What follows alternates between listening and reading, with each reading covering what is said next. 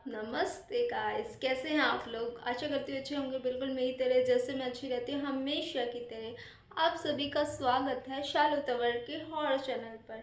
यहाँ पर हम बात करते हैं हर तरह की भूतिया या पैरानॉर्मल एक्टिविटी के बारे में, जैसे भूत प्रेत पिशाच यक्ष गंधर्व राक्षस ब्रह्म राक्षस बेताल कुष्मांड भैरव आदि अनिष्टकारक देवता। मतलब जितनी भी इस दुनिया में पैरानॉर्मल चीज़ें हैं जो होती हैं, या हम कोई और डायमेंशन की बात करें, पर जितनी भी जो भी बात होगी वो सत्य होगी। सत्य के बिना कुछ नहीं है आएगा यहाँ पर। तो ये है कहानी का तीसरा पार्ट। अगर आपने अभी तक दो पार्ट नहीं देखे तो प्लीज़ पहले जाके दो पार्ट देखिए, तभी तीसरा पार्ट है। और ये तीसरा पार्ट इसलिए बनाया क्योंकि दो पार्ट बहुत लंबे लंबे हो गए थे, तो मैंने सोचा थर्ड पार्ट भी बना दूँ। अब कहानी को शुरू करते बिना के टाइम को वेस्ट। हम बात कर रहे थे पल्लवी और आरती। मेन करेक्टर पल्लवी है हमारी स्टोरी में।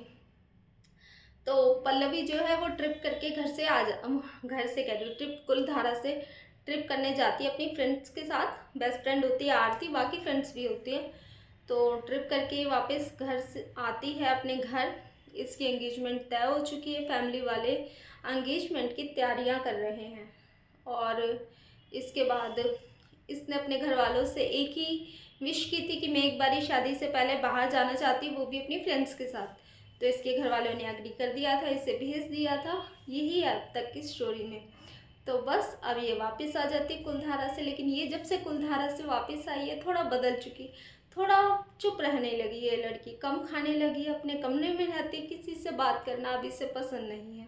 यहाँ तक कि आरती से भी बात करना इसने बहुत कम कर दिया है। और ये सब चीज़ें पहले तो इसके घर वाले नोटिस नहीं करते। सबसे पहले इसकी मदर को ऐसा लगता है कि इसमें कुछ चेंज आ रहा है।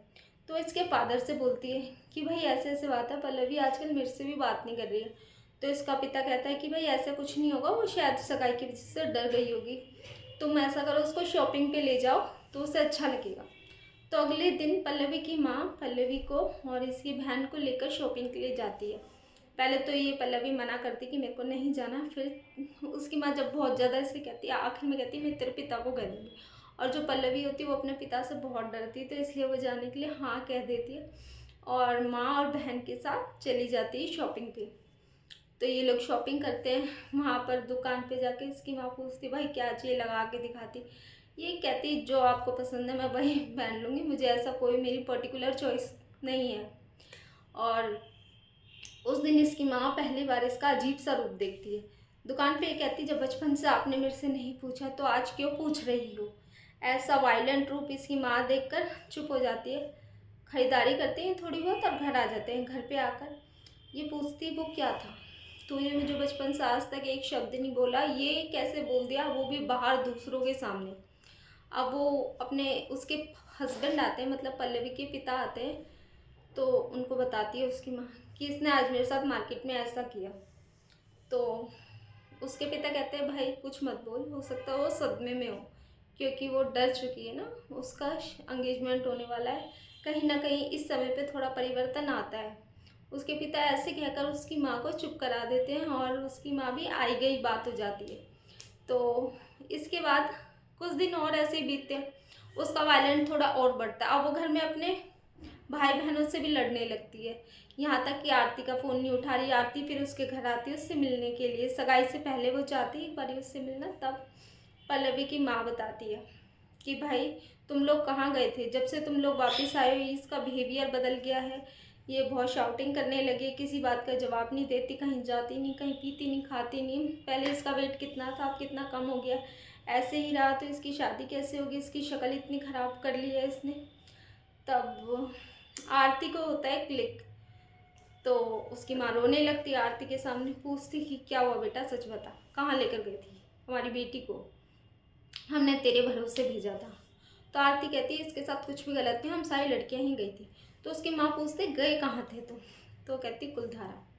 तो उसकी माँ सर पकड़ लेती है। उसकी माँ कहती तुम ऐसे वही जगह मिली थी जाने के लिए, मतलब ऑब्वियसली बात है, किसी की भी कोई भी अब बच्चा अगर अपने पेरेंट्स को बोल के जाएगा कि भाई मुझे कुलधारा जाना है, किसी के भी पेरेंट्स उसे नहीं भेजेंगे।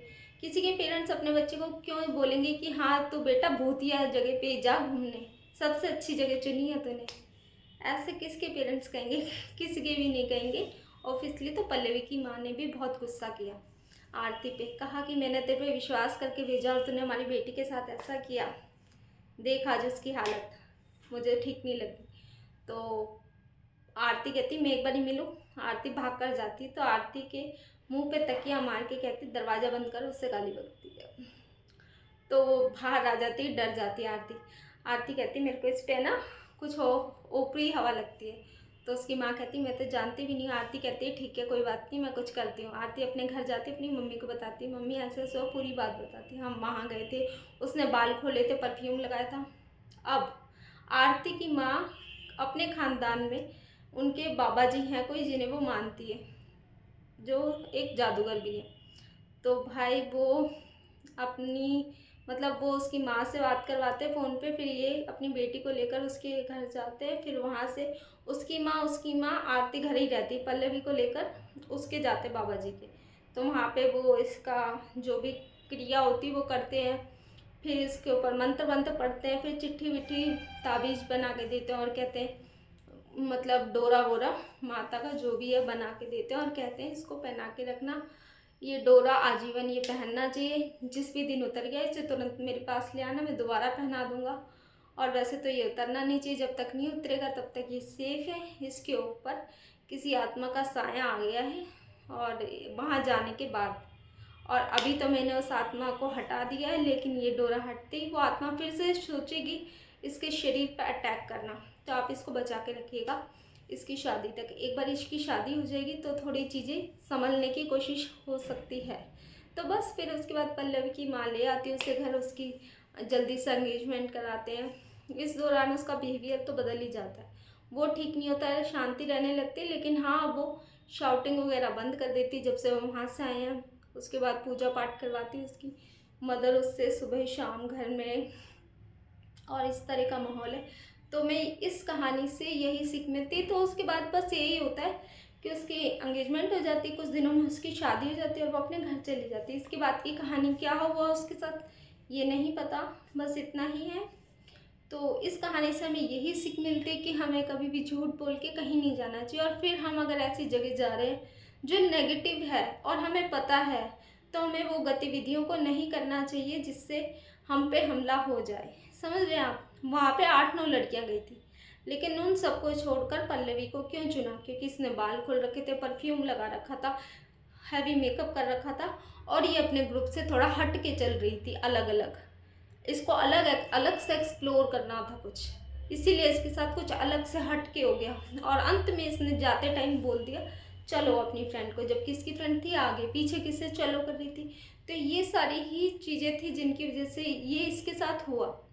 तो आप ये चाहते हैं कि अगर आपके साथ ये सब ना हो तो ऐसा कोई काम मत करिए। पहली बात तो ऐसी जगह जाइए मत, फिर भी अगर आप चले गए हैं तो कुछ सावधानियां बरतिए। आने के बाद मंदिर जाइए, गंगा जल छिड़किए, उसके बाद पवित्र होकर बाकी दूसरा काम करिए, स्नान आदि करिए, और वैसे तो ना ही जाइए।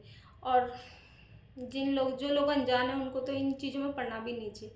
इसके साथ इस वीडियो को करते ख़त्म। Thank you so much for watching my video. Subscribe my channel, hit the bell icon if you like my this horror story video. तो अगर ये अच्छी चली तो मैं और वीडियो बनाऊंगी, नहीं चली तो क्या कर सकते हैं वेट करूंगी। तब तक के लिए बाय बाय।